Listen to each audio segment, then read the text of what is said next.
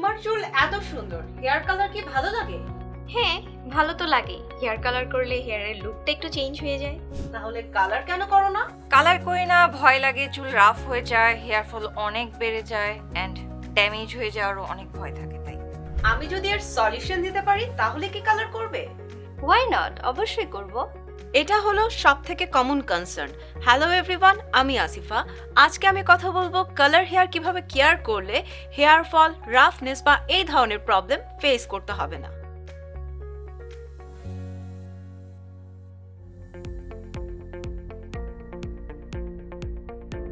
চুল কালার করার আগে থেকেই কিন্তু চুলের যত্ন নিতে হবে। চুল কালার করার আগেই যদি দেখেন চুল পড়ছে বা অলরেডি চুল ড্যামেজড, তাহলে চুলকে আগে হেলদি করুন, তারপর কালার করুন। আর চুলে কালার করার 1 থেকে 2 মাস আগে থেকেই কিন্তু কেমিক্যাল ট্রিটমেন্ট বন্ধ করে দিতে হবে, যেমন রিবন্ডিং, কেরাটিন ট্রিটমেন্ট। চাইলে আগে থেকে কিন্তু ডিপ কন্ডিশনিং শুরু করে দিতে পারেন। এতে কিন্তু চুলের ড্যামেজ রিপেয়ার হয়ে আসবে। আর মনে রাখবেন, কোনোভাবেই কিন্তু মেহেদি অ্যাপ্লাই করা যাবে না। এতে কিন্তু ডিজায়ার কালার নাও আসতে পারে। নাম্বার 1, কালার করার আগের দিন অবশ্যই চুল পরিষ্কার করে নিতে হবে। নাম্বার 2, ভালো ব্র্যান্ডের কালার চুজ করতে হবে।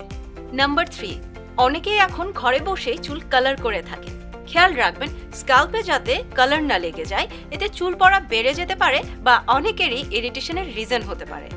নাম্বার 4, আর যদি ব্লিচ ইউজ করে চুল কালার করেন তাহলে কোনো এক্সপার্টের হেল্প ছাড়াই চুল কালার না করাই উচিত, কারণ ব্লিচ যদি ঠিকমতো ইউজ না করতে পারেন তাহলে কিন্তু চুল ড্যামেজ হওয়ার পসিবিলিটি বেড়ে যাবে। অয়েলিং, সপ্তাহে অন্তত 2 বার চুলে তেল দিতে হবে। এতে কিন্তু চুলের রাফনেস অনেকটাই কমে আসবে।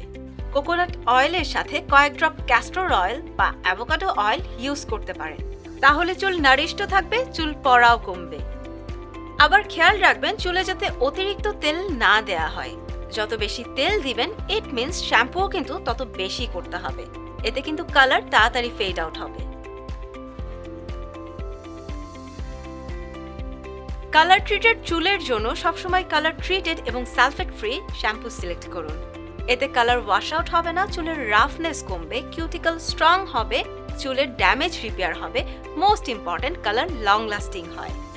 এছাড়া কালার ট্রিটেড শ্যাম্পুগুলোতে অ্যামিনো অ্যাসিড, অ্যান্টিঅক্সিডেন্ট এবং প্রোটিন থাকে। আমি ট্রেসেমি থেকে 2টি শ্যাম্পু সাজেস্ট করছি। একটি ট্রেসেমি কালার রিভাইটালাইজ শ্যাম্পু আর একটি TRESemme keratin smooth colour with marula oil shampoo. TRESemme colour revitalise শ্যাম্পুটি কালারকে ফেড আউট হতে দেয় না, কালারকে লক করে ফেলে। এতে রয়েছে গ্রিন টি, রোজমেরি এবং সানফ্লাওয়ার, যা চুলের কালারকে এনরিচ করার পাশাপাশি চুলকে সফট, নারিশড, ম্যানেজেবল এবং ময়শ্চারাইজড করে রাখে। আর TRESemme keratin smooth colour with marula oil শ্যাম্পুটিতে কেরাটিনের সাথে মারুলা অয়েল রয়েছে, যা চুলের কালার প্রোটেক্টের কাজে অ্যাসেন্ড করা থাকলেও চুলে বিভিন্ন বেনিফিটস দিয়ে থাকে। শ্যাম্পুর পর আরেকটি এসেনশিয়াল পার্ট হচ্ছে কন্ডিশনার। কন্ডিশনার চুলকে সফট, স্মুথ করে রাখে, সেই সাথে রাফনেসও কমিয়ে আনে। কালার ট্রিটেড শ্যাম্পুর সাথে কালার ট্রিটেড কন্ডিশনার ইউজ করলে চুলের উপর একটি এক্সট্রা শিল্ড পড়ে, যা চুলের কালারকে লং লাস্টিং করতে হেল্প করে থাকে। আর কন্ডিশনারও সালফেট ফ্রি কন্ডিশনার চুজ করুন। এছাড়া চুলকে ময়শ্চারাইজড করবে, হাইড্রেটেড রাখবে, চুলের ফ্রিজিনেস কমাবে, এমন কন্ডিশনারই চুজ করাই বেটার। আমি কিছু কন্ডিশনার সাজেস্ট করছি। এই কন্ডিশনারগুলো কিন্তু সব রিকোয়ারমেন্ট ফুলফিল করে।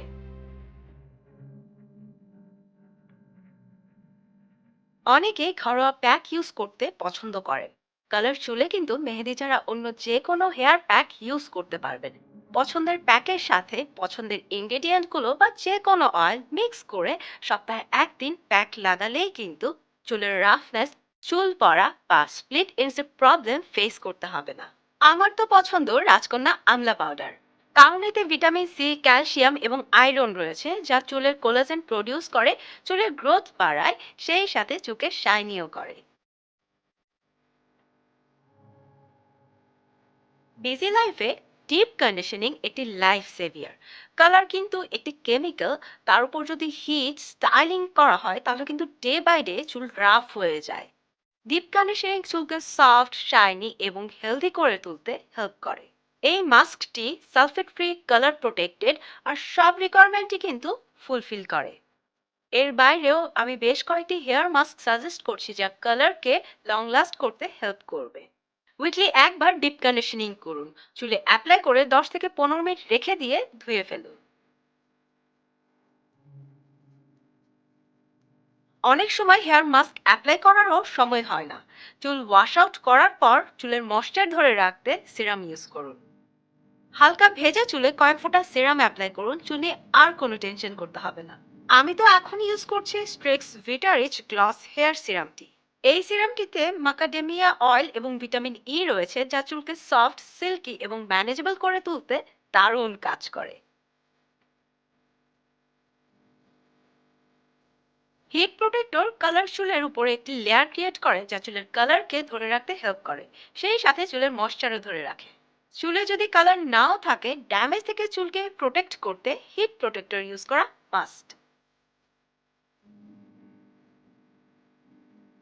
চুল কালার করার নেক্সট 48 আওয়ার্স পর্যন্ত চুল ওয়াশ করা যাবে না, কারণ এই সময় কিউটিকল গুলো ওপেন আপ থাকে।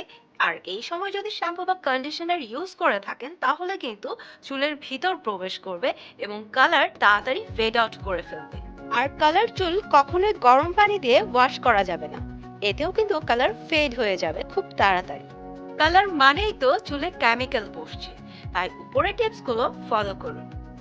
এই সলিউশন তো সবার জন্যই ছিল। আমার চুল তো আমি আবার কালার করব, প্রপারলি টেক কেয়ারও করব। If you like this video, don't forget to share. আর makeup, skin care, hair care সম্পর্কে আরো আপডেট পেতে সাজগোজের সোশ্যাল প্ল্যাটফর্মগুলোতে চোখ রাখুন। আজকে এই পর্যন্তই। ভালো থাকুন, সুস্থ থাকুন, সাজগোজের সাথেই থাকুন।